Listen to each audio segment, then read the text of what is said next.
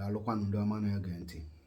Ekene m nwoke kene nwaanyị wesị ndụ mmiri ndụ azụ asị m mmiri atana mazụ anwụna nke onye chiri onye azụ elu.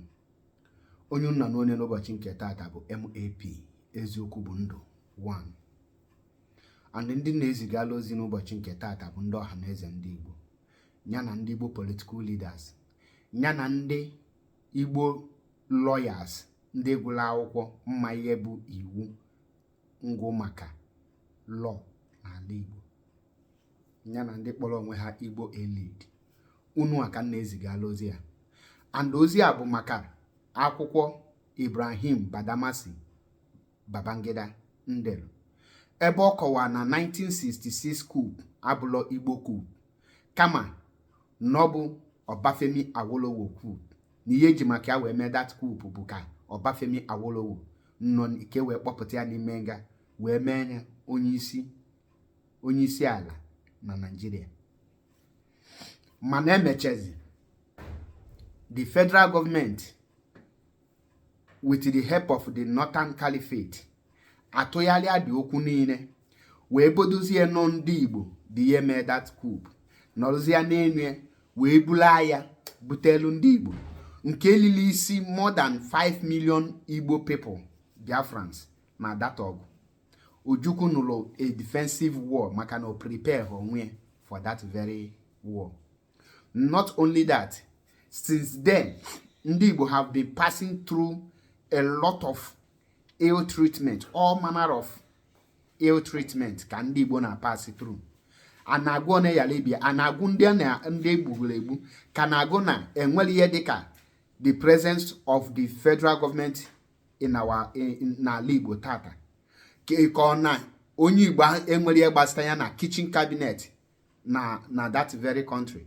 Enweghị ka ebe m ga-akwụ wee yali ibie ka ndị nke m ga-ekwu wee yali ibie a lot of pain ka ndị mmegoro anyị wee continue tata.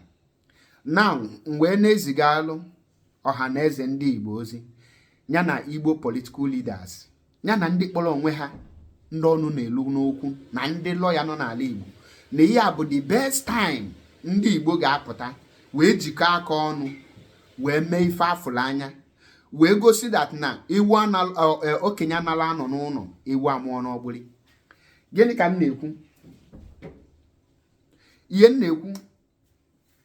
m na-ekwu wee bụrụ na kịta anụa ka ndị Igbo ọhaneze ndị Igbo ana m agwa na this is the best time ọhaneze ndị Igbo na ndị niile kpọrọ onwe ha Igbo lawyers ga-apụta wee demand ya a vital thing, the necessary things ha kwesịrị ime, which is number 1, demand ya for the immediate unconditional release of Maazị Nnamdi Okwu Kanu, the leader of indigenous people of Biafra. That should be your number 1 demand, because there is no any need again akajidosie there, because na ihe tinyela anyị n'ọnọdụ ahụ anyị nọ ya bụ ndị Yoruba and onye Yoruba na-achị kịta.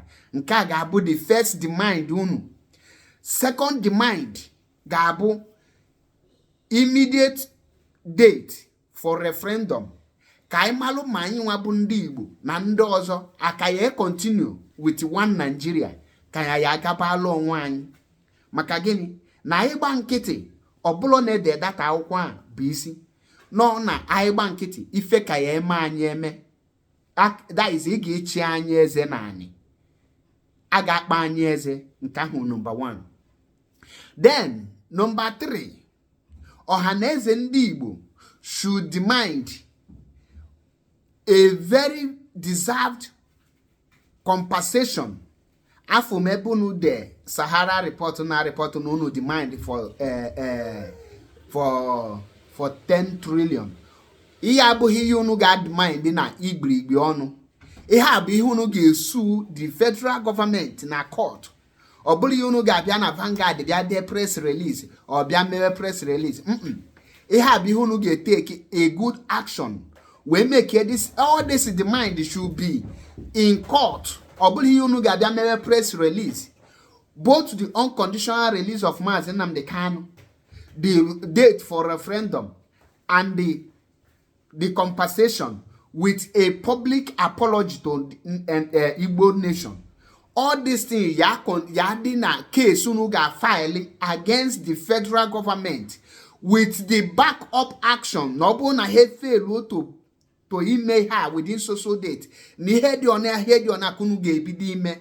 Obuli feji ana ebe apụta threat na ya n'ọnụ. Ihe abụ ihe unu ga back with a very good action. Maka gịnị unu n'anya Abiola eji maka ihe da win election na the this thing annually file June 12 election o meche nwo n'ime ndị Yoruba gbalo nkịtị maka ya ndị Yoruba niile nụrụ ọgwụ emeche compensate ndị Yoruba by make Obasanjo the president. Not only that, akwụ ndị Yoruba billions of dollars. Then not only that, tata mona gị nọ ya June 12 have been set aside as a public holiday in honor and in remembrance of Abiola, the Yoruba man. Now, over 5 million people, ndị Igbo, egbu maka this asị kwado ndị Igbo na anọ ndị Igbo mee that coup, 1966 coup. Enwelo a day set aside by the same government to honor these people. Apart from the 30th May, the Biafran people in Jiaka have wepute to honor their heroes and heroines. But the Nigerian government a day have put to honor the Biafrans Hawan massacre. Not only that, the Bakassi Peninsula, they handed it over to Cameroon in order to punish Biafra because of this single act, 1966 coup, as non Igbo me. Na tata Ibrahim Babangida na agwazi anyị na ọbụla ndị Igbo emelie. So Ohanaeze ndị Igbo ana m ayi unu do kita nwoke aka dị ndụ akwụkwọ ode bụ your proof and evidence ndụ ọka dị kita bụ another life proof nyanwa bụ your witness nyanwa bụ your living witness nga nọ na that court unu ga-etie as a witness ka ịma ụmụ ya contradict onwe na akwụkwọ ode ba ịbịa gba witness unu echene ka ọnwụọ before na eme this thing. Then ọ bụrụ na anụ ọdị ọgwụ unu afụ the result maka gịnị unu gba nkịtị si okay no dego nye na ndị ụwa nugo na kịta nụ Igbos have been vindicated. Now after the akwụkwọ what next? Gịnị bụ the next action? This is the right time I got strike deeply and penetrate and have evidence because ọ bụrụ na anya emelie aka ya nụkwa n'ọgụ n'iru because kita nụwa ka anyị ga-eme things or dị in order. Kita ka ga-eji wee ma enwelo nwoke nọ n'ala Igbo apart from Maazị Nnamdi Kanu ihe abụlo case IPOB nga-abịa welu ihe abụlo case any Biafran agitator or any Biafran group nga-abịa take upon themselves.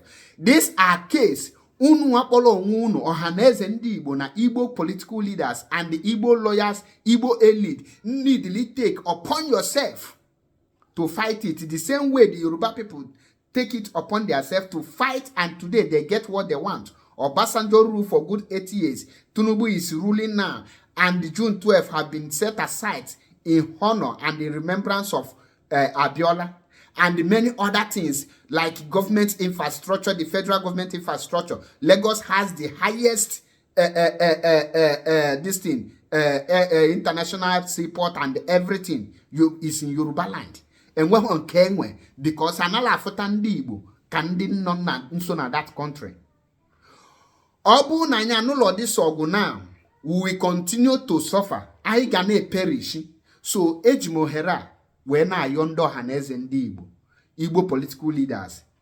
Ka I make this thing. Iya abuli ya ga de press release. Mo ya ga just no kwoku eme wo or then iya bi ye back up with action upon action upon action.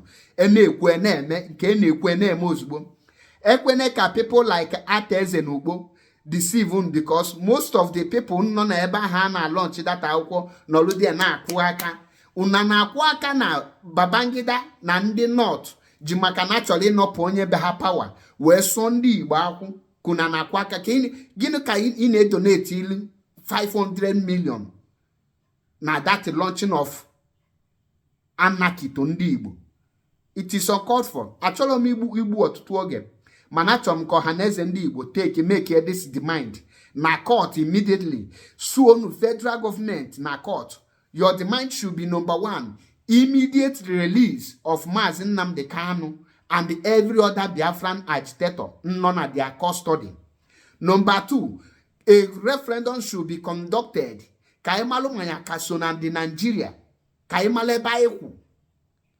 That is number 2. Number 3, a well-deserved compensation, not just that 10 trillion. Obununu gave me 100 trillion. It is more better. Then number 4, a public unreserved apology. Then, with ihe ndị ọzọ ndị gụrụ akwụkwọ ga-adịzi n'ime maka na unu ma ndị ga-alọ ga-ama how to tinye ya nụ ọfụma already in order. Ka ime na kita because Ibrahim Babangida with other proofs with evidence. Ya bụ ndị Igbo against the federal government. Ọbụla ndị Igbo against Tinubu. Ọgwụcha ka ọra m n'ọnụ. Aka m bụ nwanne unu nwoke. MAP eziokwu bụ ndụ 1.